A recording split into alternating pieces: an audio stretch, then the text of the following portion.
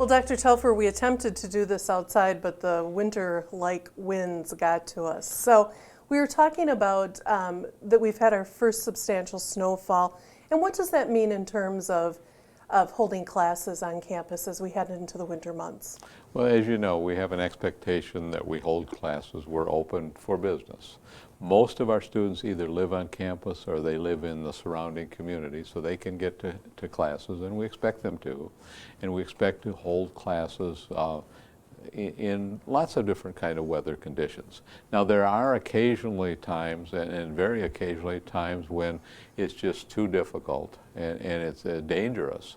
And in those situations, we may cancel classes. But again, it's very, very rare.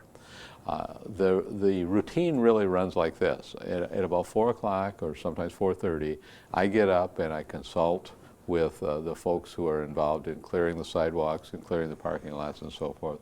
I look for whatever weather forecasts are available, and we try to make a determination on if we have to make some kind of adjustment.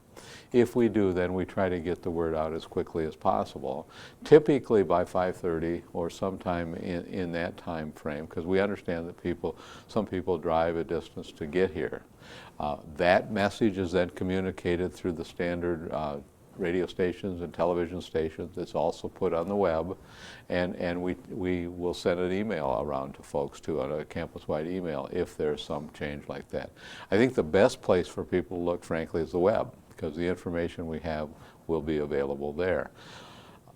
I started out, though, by saying the expectation is that we do hold classes, and we really do try to make sure that the students are here, we can have the classes, and we try to hold those classes. Dr. Telfer, what are some of the factors that are used to consider whether or not to cancel classes? Well, clearly the amount of snow is a piece of it. I think the effect of wind is a piece of it. I think also the prospects for whether drive time at the end of the day will be better or worse. And so we're looking at different kinds of expectations.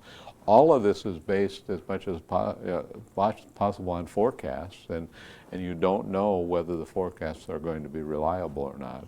Again, the assumption is we'll hold classes. Sometimes we will cancel night classes, and we have determined that night classes begin at 6 p.m.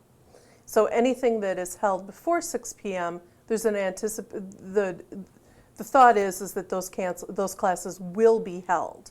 The issue that sometimes changes with night classes is there's the distance that people have to travel, because many of the students in the evening are students who come from quite a distance, and we're concerned not just about their time getting here, but at 10 o'clock or 9 o'clock as they're on their way home, making sure that those are conditions, and sometimes we have bad conditions there.